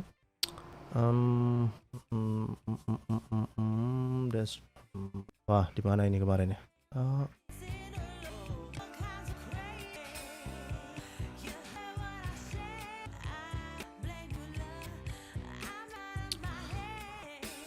Alright, jadi ini saya langsung ke sini saja deh ya. Nanti kalau kita misalnya, kalau misalnya kita melihat ya, menelusuri misalnya tadi sumber ya, 4 sumber yang saya tampilkan itu ya. Ada sumber yang dipercaya paling lama, kemudian dari kitab Kejadian, kemudian juga dari kitab Weda, dan kemudian dari Al-Quran. Nah, pertanyaannya yang mana yang bisa dijadikan sebagai rujukan? Yang mana yang layak dipercaya lah, kira-kira begitu ya. Yang mana yang layak dipercaya? Oke. Nah, ini akan saya tunjukkan kepada Bapak Ibu. Ya, ada sebuah buku sebetulnya ya di dalam bab ke-25. Ini bukunya, ini saya tunjukkan bukunya dulu ya. Ini bukunya ya, Bapak Ibu. Bapak Ibu bisa mencari buku ini. Ini editornya adalah Ken Ham ya. Ken Ham di dalam bab ke-25. Jadi apa yang saya sampaikan tadi itu Bapak Ibu, saya menelusuri banyak sumber ya. Saya bukan hanya membuat-buat itu ya, bukan. Nah, ini ada bab ke-25 itu tentang apakah sebetulnya penemuan arkeologi itu mendukung apa yang disampaikan oleh Bible ya. Ini, does archaeology support the Bible? Oke. Dan saya coba untuk menampilkan yang terjemahan bebasnya ya. Oke. Ini adalah terjemahan bebas dari bab yang ke-25 itu. Mari kita baca sama-sama. Apakah arkeologi mendukung Alkitab ya? Dan ini berhubungan dengan kitab Kejadian tadi itu ya, kitab Kejadian. Karena kitab Kejadian ini kan ditulis oleh Musa. Jangankan hanya kitab Kejadian ya, artinya kitab Musa secara keseluruhan. Pertanyaannya apakah kita bisa mempercayai Musa? Itu sebetulnya poinnya ya. Apakah kita bisa mempercayai penulis epik Gilgamesh? Ya, apakah kita bisa mempercayai Manu, ya, atau penulis kitab Weda? Apakah kita bisa mempercayai Musa yang menulis kitab Kejadian ini? Atau apakah kita lebih mempercayai Muhammad yang menulis kisah Nuh yang ada di dalam Al-Qur'annya? Ini adalah pertanyaan yang menurut saya ini perlu direnungkan baik-baik. Oke? Dan bukan hanya sekedar menjawabnya iya atau tidak, tetapi mengapa kita mempercayainya? Ya, mengapa kita mempercayainya? Nah, saya mencoba untuk melihat dari sisi Alkitab di sini ya. Dan ini dari sisi arkeolog ya. Apakah arkeologi mendukung Alkitab? Nah, kenapa ini penting ya? Karena dari semua kisah-kisah yang kita sebutkan tadi itu, baik itu dari Epi Gilgamesh seperti yang saya bilang tadi itu, sekalipun itu disebutkan di dalam inskripsi Epi Gilgamesh itu, tapi sama sekali tidak bisa ditelusuri apakah kejadian yang dituliskan di dalam Epi Gilgamesh itu adalah sebuah kejadian yang memiliki historitas, misalnya penyebutan nama, penyebutan tempat di situ, apakah itu bisa ditelusuri? Sampai sekarang belum bisa dijadikan sebagai rujukan. Oke? Hanya ditemukan bahwa ada inskripsinya, itu saja. Bagaimana dengan penyebutan lokasi, tempat, misalnya di dalam kitab Kejadian atau kitab Musa yang dituliskan oleh Musa, apakah itu bisa mendukung ya, klaim-klaim yang ada di dalam Alkitab? Nah, ini yang menarik ya. Di setiap area bukti telah muncul ya. Tuhan telah membenarkan firman-Nya dan kitabnya, bla bla bla bla bla. Nah, di dalam firman Tuhan, ini kita langsung ke misalnya di dalam Kejadian 1 lah ya. Nah, kitab ya, bukti utama mengenai kitab Kejadian 1 sampai 11 ya. Kejadian 1 sampai 11 adalah bab ya, atau peta benih Alkitab, sebuah pengantar tentang Abraham dan doktrin-doktrin besar seperti Allah pencipta, sahabat, wahyu, hakim, penebus, pemulih, dan pemelihara. Ini adalah sejarah yang sebenarnya dan ini adalah ringkasan dari permulaan. Nah, ini misalnya tentang penemuan inskripsi Enuma Elis ya. Ini adalah catatan penciptaan Babilonia dan Musa menciptakan tentang Babilonia ini ya, banyak sekali ya. Nah, artinya apa? Apa yang dituliskan oleh Musa ini bukan cerita fiksi gitu loh. Ya, bukan cerita fiksi. Nah, makanya saya bilang tadi, coba Muslim ya, memberikan kita informasi yang menarik bahwa apa yang disampaikan oleh Muhammad tentang kisah Nuh itu adalah sebuah kisah yang dapat dipercaya. Bagaimana kita mempercayai Muhammad sebagai seorang narator atau seorang penyampai wahyu yang sebenarnya yang memiliki nilai sejarah, yang memiliki nilai sejarah yang layak untuk dipercaya gitu loh ya, memiliki realitas yang layak dipertimbangkan ya. Nah, catatan Alkitab jelas lebih unggul dari ini karena Enuma Elis memiliki ciptaan dari materi yang sudah ada sebelumnya yang sebenarnya bukan ciptaan sama sekali. Alkitab adalah catatan sebenarnya dari peristiwa-peristiwa bersejarah ini. Kemudian Epic Gilgamesh yang saya bilang tadi ya, Epic of Gilgamesh tadi itu mencakup kisah air bah ya. Jadi apa yang disampaikan oleh narasi Alkitab di dalam kitab Kejadian itu ya, peristiwa air bah itu adalah sebuah peristiwa sejarah, tetapi sekalipun peristiwa sejarah ini terdistorsi ya, diceritakan di berbagai sejarah, kita percaya bahwa apa yang dituliskan oleh Musa itu berasal dari pewahyuan Roh Kudus. Maka kita percaya bahwa apa yang dituliskan oleh Musa itu adalah sebuah kejadian yang mana peristiwanya itu demikian. Nah, bagaimana kita bisa mempercayai hal demikian?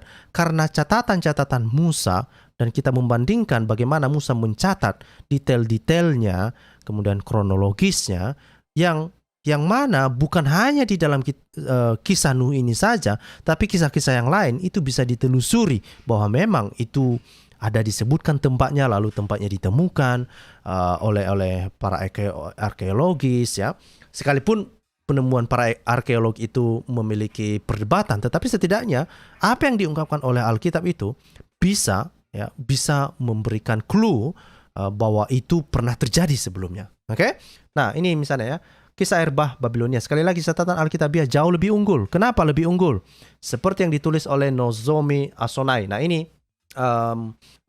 yang saya bilang tadi itu sebetulnya bukan tesis master ini ya. Ini tesis PhD-nya ini sebenarnya. Salah penulisan ini ya. Ini tesisnya ya, yang membandingkan antara air bah dan epos Gilgamesh ya. Menurut spesifikasinya, keahlian ilmiah, konsistensi internal, koresponding dengan catatan sekuler, dan keberadaan unsur-unsur dalam umum di antara tradisi air bah di sekitar dunia, kisah kejadian tampaknya lebih dapat diterima sebagai catatan sejarah yang akurat. Nah, Bapak Ibu bisa melihat ini akan saya kasih contoh ya. Ini adalah sebuah penelitian tesis PhD. Ini namanya si Nozomi Osanai. Bapak Ibu bisa mencarinya. Ya, Bapak Ibu bisa mencarinya. Saya akan bantu Bapak Ibu untuk melihatnya ya. Noah Flood. Oke. Oke. Nah, ini adalah tesisnya si siapa tadi itu namanya? Nozomi Osanai ya. Judulnya itu adalah A Comparative Study of the Flood Accounts in the Gilgamesh Epic and Genesis. Ini yang kita harapkan dilakukan oleh Muslim. Saya berharap muncul para cendekiawan-cendekiawan Muslim untuk menemukan, untuk membela kebenaran kisah Nuh atau kisah banjir Nuh yang ada di dalam Al-Quran itu adalah sebuah kisah yang dapat dipercaya, dapat dipertahankan. Ya, setidaknya mirip seperti yang dilakukan oleh para apologet Kristen ini. Apologet Kristen mendedikasikan waktunya, mendedikasikan hidupnya untuk mencari kebenaran dan melakukan studi. Nah, judul studinya itu ya A Comparative Study ya, of the Flood Accounts in the Gilgamesh Epic and Genesis ya. Nah, Bapak Ibu bisa mengambil ini. Ini saya akan bagikan. Oke, itu linknya, Bapak Ibu bisa langsung ke sana. Ya, silakan cari atau mencari namanya itu. Namanya itu adalah Nozomi Osanai ya. Ini judul tesisnya. Oke.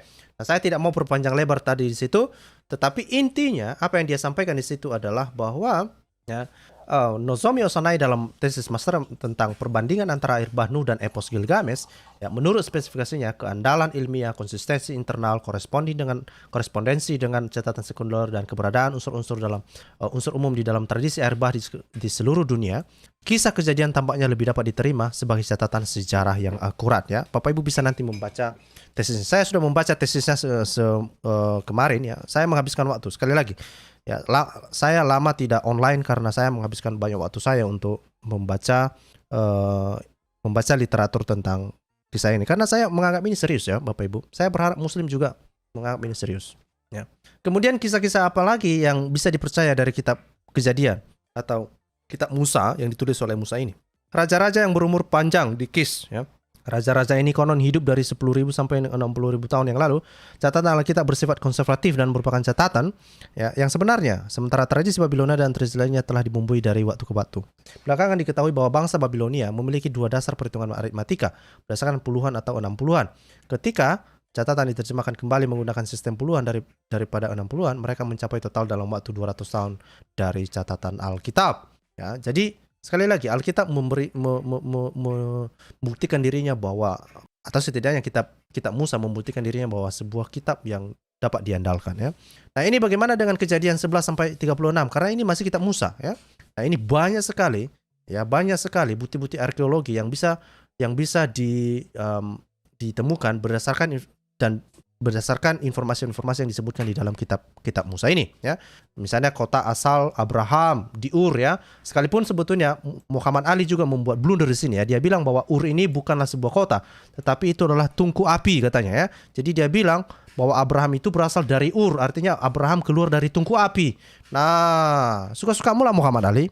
Kalau kamu suka mengelabui orang Muslim, silakan saja ya. Kalau Bapak Ibu coba aja cari videonya Muhammad Ali ya, Abraham keluar dari tungku api. Dan ini justru ya, karena sebelumnya itu kan banyak orang mencari-cari ya, ini Ur ini apa benar tempat atau hanya sebutan untuk sebuah kejadian, atau ini Ur ini adalah sebuah tungku api.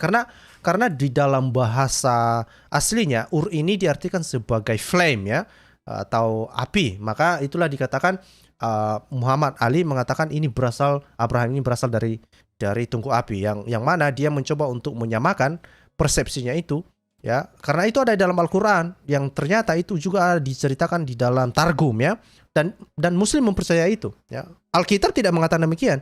Jelas-jelas bahwa Ur itu adalah sebuah lokasi, sebuah kota, di mana kota itu adalah kota Abraham pada awalnya berasal ya. Dan ini kota asal Abraham di Ur digali oleh Sir Sonelnal Wuli dengan bukti menunjukkan tentang kemewahannya ya. Jadi suka-suka mereka. Oke. Nah, kebiasaan zaman patriarkal seperti yang dijelaskan dalam Alkitab ya, didukung oleh penemuan arkeologi di tempat-tempat seperti Ur, Mari, Boghazkoy, dan Niniwe. Ini adalah catatan tertulis sejak hari itu. Tidak hanya ditulis beberapa abad kemudian, mereka memiliki tanda-tanda pelaporan saksi mata. Dengan demikian, hubungan Abraham dengan Hagar dilihat dari sudut pandang yang berbeda dengan memahami bahwa wanita yang secara pribadi tidak dapat melahirkan anak untuk suaminya harus memberinya salah satu pelayannya. Dalam catatan Alkitab, kita diberitahu bahwa Sarah yang mendekati Abraham dan pembantunya Hagar bersedia menjadi kaki tangan dan memiliki anak Abraham. Dengan demikian ia memperoleh keamanan ekonomi dan prestise pribadi. Kami menekankan bahwa bukan Abraham yang pertama kali mendekati Hagar, tapi istri Abraham, Sarah, yang melakukannya sesuai dengan kebiasaan pada masa itu. Catatan yang kelima, tentang 5 raja yang berperang melawan 4 raja, Kejadian 14, menarik karena nama-nama orang yang bersangkutan cocok dengan kata-kata dan nama-nama orang yang dikenal. Jadi sekali lagi, ya, kitab Musa menunjukkan dirinya bahwa sesuatu kitab yang dapat diandalkan. Bagaimana dengan kisah yang diceritakan oleh Muhammad? Bisa nggak kamu andalkan? Bisa nggak kamu andalkan? Ya, misalnya tentang apa tadi ya? Misalnya tentang penyebutan nama.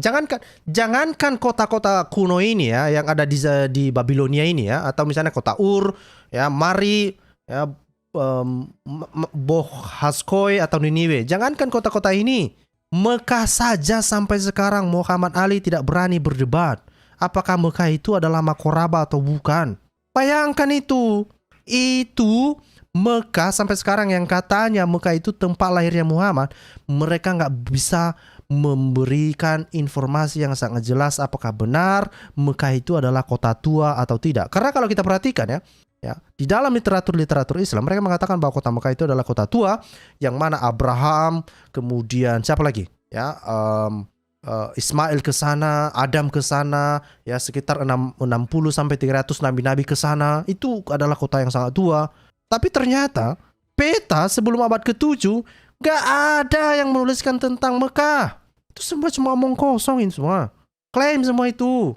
Tapi bagaimana kitab Kejadian, bagaimana kitab Musa? Dia membuktikan dirinya bahwa itu tempat-tempat yang disebutkan tersebut bisa ditelusuri. Ya. Jadi sampai sekarang kita masih menunggu Muhammad Ali membuktikan apakah Mekah itu benar adalah sebagai kota yang tua. Benar nggak Muhammad itu adalah tokoh historis dan bukan hanya tokoh fiktif seperti yang telah dikemukakan oleh para sejarawan? Ya. Saya berharap Muslim melakukan studi untuk hal itu. Ya. Mereka harus membuktikan 3 hal. Ya. Pertama, mereka harus membuktikan apakah Muhammad itu adalah seorang tokoh historis, apakah Mekah itu memang sebuah kota yang sangat tua, dan apakah Al-Quran itu memang diturunkan kepada Muhammad. Mereka harus membuktikan itu. Sampai sekarang nggak bisa mereka buktikan. Ya, nggak bisa. Mau kayak mana pun usaha mereka nggak bisa sampai sekarang. Itu faktanya. Kita nggak tahu beberapa tahun ke depan apa mereka bisa membuktikannya atau tidak. Kita tidak tahu. Tapi sampai sekarang mereka masih kesulitan untuk bisa mengungkapkan kebenaran klaim-klaim yang mereka sampaikan itu. Nah, terkait dengan topik kita hari ini ada 3. Ya, sekali lagi saya ulangi ya. Sekali lagi, saya pikir saya akhirilah topik saya ini. Ya, saya ulangi untuk memberikan pertanyaan kepada Muslim ya Muslim dan kepada Muhammad Ali secara khusus ya. Pertanyaan untuk Muslim. Saya mau pertanyaan untuk Muslim ya mengenai kisah air bah ya. Nah, pertanyaan yang pertama adalah ya, benarkah kisah Nuh yang ada dalam berbagai versi berasal dari Allah SWT? Karena ini ya, karena Muhammad Ali mengatakan semua kisah-kisah itu berasal dari SWT. Saya mau mereka memastikan bahwa itu memang berasal dari SWT dan mengapa itu memiliki versi-versi yang berbeda. Ya, kemudian ya kalau kita lihat bahwa ya Nuh dalam ya atau kisah air bah dalam Al-Quran atau versi Muhammad tidak sama dengan versi Epic Gilgamesh. Tidak sama dengan versi Epic Gilgamesh, Kejadian, kitab Kejadian, kitab Weda. Dari mana Muhammad memungut kisah Nuh tersebut? Ya, karena tadi itu ya seperti yang tadi telah saya tampilkan, ada 270 lebih kisah tentang Nabi, kisah tentang peristiwa air bah ini.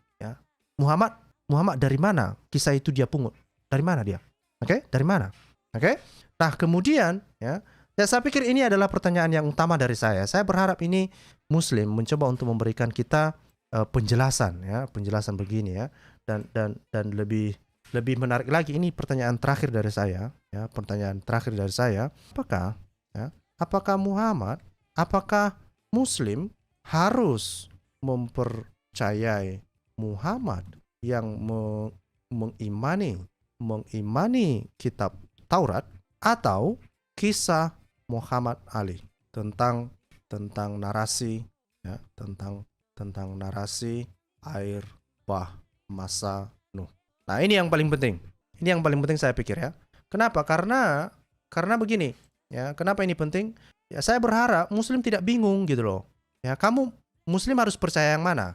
Mereka harus percaya Allah SWT atau mempercayai Muhammad alias inilah, ya, Allah SWT aka Muhammad, ya. Apakah Muslim harus mempercayai Allah SWT aka Muhammad, ya, yang mengimani kitab Taurat atau kisah, atau lebih mereka mempercayai kisah kisah Muhammad Ali, ya. Karena Muhammad Ali mengatakan bahwa kisah Manu itu diberitahukan oleh Dewa Wisnu, ya. Nah, pertanyaannya, sebetulnya Allah SWT ini Dewa Wisnu atau Brahma gitu, ya. Dan mereka, apakah Muslim perlu mempercayai kisah-kisah semacam itu atau enggak gitu loh, ya. Dan kalau kamu mengatakan, ya, ini kalau kamu mengatakan jika kisah Nuh dalam Al-Qur'an benar, jika kisah Nuh dalam kitab Musa benar, maka Islam dalam kurung Al-Qur'an, ya, salah, ya. Jika kisah Nuh dalam kitab Musa salah, maka Islam dalam kurung Al-Qur'an juga salah, juga tetap salah. Mengapa? Mengapa tetap salah? Karena Muhammad sendiri yang mengatakan dia mengakui kebenaran, ya, dia mengakui kebenaran dan mengimani, ya, kitab Taurat itu sendiri sebagai sebuah kitab yang diturunkan oleh Allah SWT. Ya, tidak mungkin kamu mengatakan bahwa Allah SWT itu adalah seorang penipu lah, kira-kira gitu, ya. Nggak mungkin lah, ya. Nggak mungkin kamu mengatakan bahwa Allah SWT itu adalah seorang penipu sehingga dia mengatakan sebuah kisah yang berbeda, ya. Masa dia menceritakan sebuah kisah yang berbeda kepada Musa lalu 1 milenium lebih atau 2 milenium lebih setelah itu lalu dia menceritakan kisah yang berbeda kepada Muhammad. Kamu harus membuat keputusan apakah Allah SWT pikun, Tuhan pikun atau gimana kalau begitu, ya. Tidak mungkin dia punya dua versi yang berbeda yang tentang peristiwa yang sama. Nggak mungkin, ya. Nah, yang mana saya berharap Muslim ini bisa mengambil waktu untuk memikirkan hal ini. Saya sudah membagikan link, Bapak Ibu. Oke, saya sudah membagikan link, Bapak Ibu. Silakan bergabung dengan saya. Ya, mana tahu ada sesuatu yang saya terlupakan, yang saya lewatkan. Silakan bergabung. Ini link saya sudah bagikan. Dan kalau ada Muhammad Ali juga silakan masuk, ya. Ataupun siapa namanya itu? Si Kainama, ya. Pak Kainama lah. Pak Kainama, silakan masuk juga, ya. Mana tahu kamu punya pengertian yang lebih mumpuni, ya. Silakan, saya menerima siapa saja, dan kepada teman-teman orang Kristen, mana tahu ada sesuatu yang terlewatkan dari saya, silakan juga untuk membagikannya, ya. Ya, sekali lagi ini untuk membantu orang untuk memiliki literasi yang lebih komprehensif.